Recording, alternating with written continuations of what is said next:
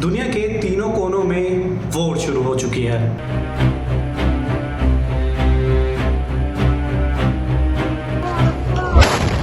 एक तरफ इंडिया और पाकिस्तान में मिसाइल एक्सचेंज और दूसरी तरफ जो यूक्रेन और रशिया का वॉर इतने टाइम से चल रहा है और अभी यूक्रेन ने रशिया के एयर बेसिस पे ड्रोन अटैक कर दिया है और तीसरी तरफ इजराइल और गाजा में फिर से खून की नदियां बहने शुरू हो चुकी हैं। क्या ये वर्ल्ड वॉर 3 की बिगिनिंग है? आइए जानते हैं आज ओनली गोल्ड पे इसका एक डीप एनालाइज करते हैं। सबसे पहले बात कर लेते हैं इंडिया पाकिस्तान टेंशन जो चल रही है फिलहाल उसके बारे में। 22 अप्रैल 2025 में कश्मीर के पहलगाम में एक बहुत ही भयानक टेररिस्ट अटैक हुआ।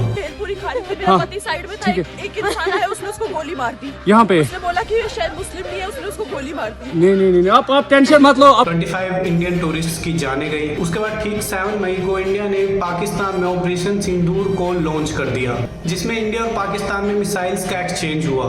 पाकिस्तान ने ये क्लेम किया कि उन्होंने इंडिया के 6 फाइटर जेट्स गिरा दिए, जिसमें से 3 राइफल्स थे। हालांकि 10 मई को सीज फायर अनाउंस हुआ, पर अभी भी माहौल थोड़ा गर्म है। अब बात कर लेते हैं रशिया और यूक्रेन की एस्केलेशन के बारे में, जिसमें 1 जून को यूक्रेन ने एक ऑपरेशन लॉन्च किया जिसका नाम था ऑपरेशन स्पाइडर वेब, जिसमें उन्होंने 400 किलोमीटर दूर रशिया के एयर बेस पे अटैक किया, जिसके अंदर 40 से ज्यादा रशिया के फाइटर जेट्स डिस्ट्रॉय किए गए, जिसका रशिया ने तुरंत ही बदला ले लिया खार्किव, जापोरिजा, खेरसन जैसी सिटीज में हैवीली मिसाइल अटैक करके। अब टर्की के अंदर पीस टॉक की बात हो रही है, पर दोनों कंट्रीज अब भी तैयार है फुल स्केल वॉर के लिए। बात कर लेते हैं इजराइल और गाजा के कॉन्फ्लिक्ट के बारे में। इजराइल और गाजा के बीच में टेंशन फिर से पीक पर है। 2025 के रमजान के दौरान अल अहसा मॉस्क पर एक वायलेंट क्लैश हुआ। हमास ने फिर से रॉकेट अटैक शुरू कर दिए और इजराइल ने इसका जवाब एयर स्ट्राइक के थ्रू दिया। रिपोर्ट्स के मुताबिक 200 से ज्यादा गाजा के लोग मारे गए। सिचुएशन अभी भी एक्सट्रीमली वायलेंट है और iron drone system almost overwhelmed हो चुका है। अब सवाल ये उठता है कि ये तीनों ही कॉन्फ्लिक्ट हमें एक ग्लोबल वॉर की तरफ ले जा रहे हैं। जैसे कि नाटो और ब्रिक्स के बीच में टेंशन ग्रो हो रही है, चाइना ताइवान फ्रंट भी डिस्ट्रीब्यूट है, और अगर यूक्रेन और रशिया का वॉर न्यूक्लियर